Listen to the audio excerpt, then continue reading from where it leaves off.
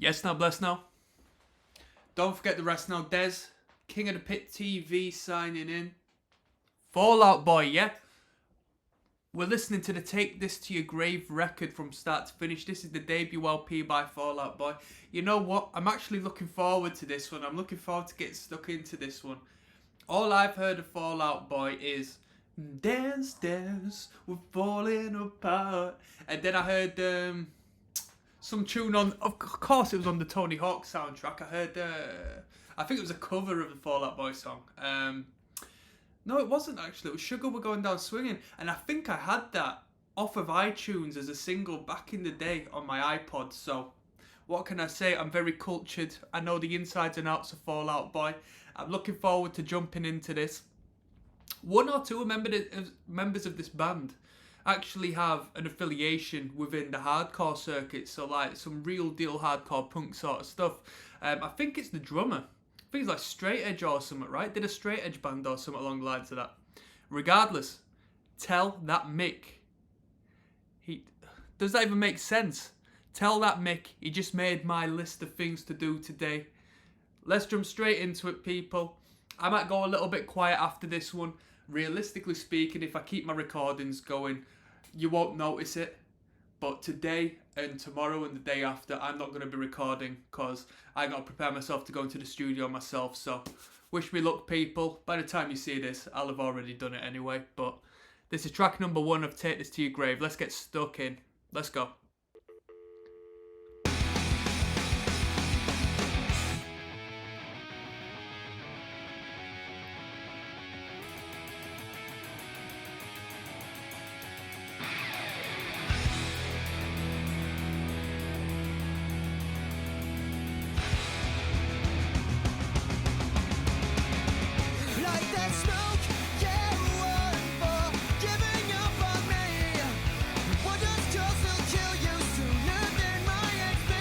Was this put out in 2003?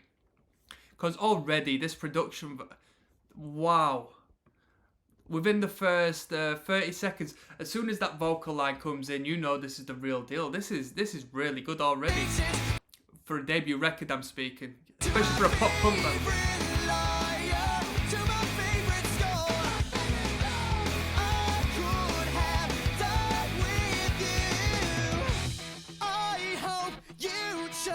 All those words that kiss that bottle confess.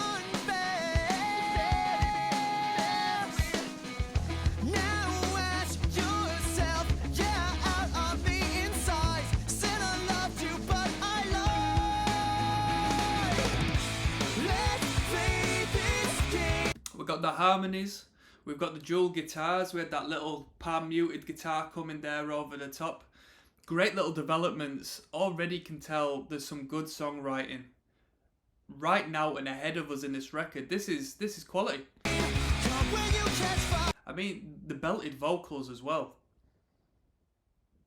He can't have taught himself how to sing. He must have been tutored because what a great voice. Who is it singing? Is it Patrick Stump? Or is it Pete Wentz? Or is it both of them? Let me know in the comments. Let me know.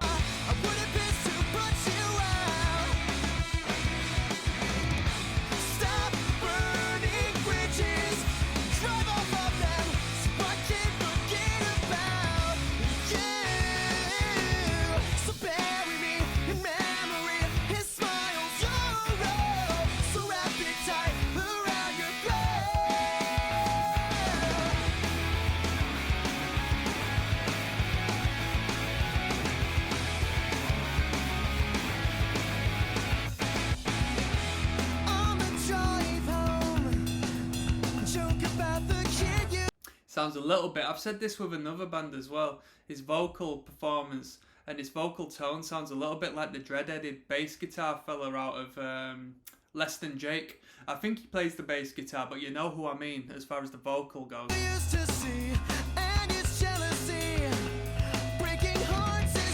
Sorry for all the pausing as well, I know you don't like it too much, but before I forget, right?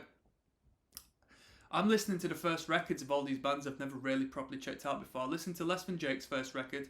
I listened to Green Day's Dookie record. Now, that's not their first record, is it? But I've listened to that now. I listened to Blink-182's first 2 records.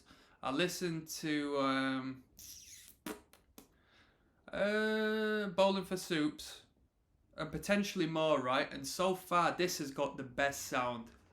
This has got the best sound. I think I'm in for a ride of this being the best pop punk debut I've heard so far. And in regards to that Green Day record, I think this might clip it. This might clip it. Look so cool as when you wrap your car around the tree. Your makeup looks so great next to his teeth. Let's play this game. Come when you catch fire. I wouldn't be to put you out. No, stop burning bridges. It's right over them, so I can't forget about you. So bury me in memory and smiles your love. So wrap it tight around your throat. So bury me in memory and smiles your love. So wrap it tight around your throat.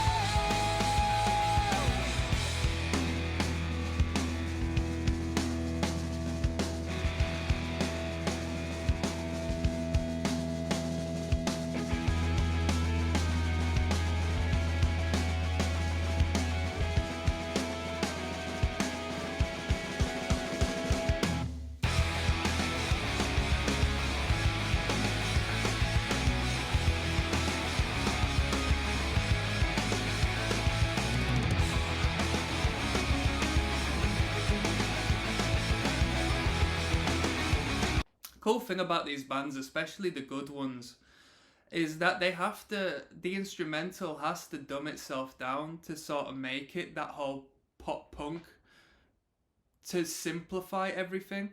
I don't know if this is what you would consider easycore, because I've never been involved within that scene, but I could see why. As a it is pop punk, and it is instrumentally, if the vocals were a bit different, you could make a punk song out of it. It's just distorted power chords, right? But the musicians show what they're capable of with this tight palm muted picking and stuff. But even so, they don't really expand into great technicality. And I think that in itself is a talent, not to show off too much. And I think it's really admirable, yeah. So bury me in memory. It's not about the instrumental, it's about the lyrical content and the vocal. Whereas the instrumental just sort of serves as the energy and the foundation of that vocal line. We got Dead on Arrival next, so let's keep things moving, people. Not going to talk too much, let's get into it.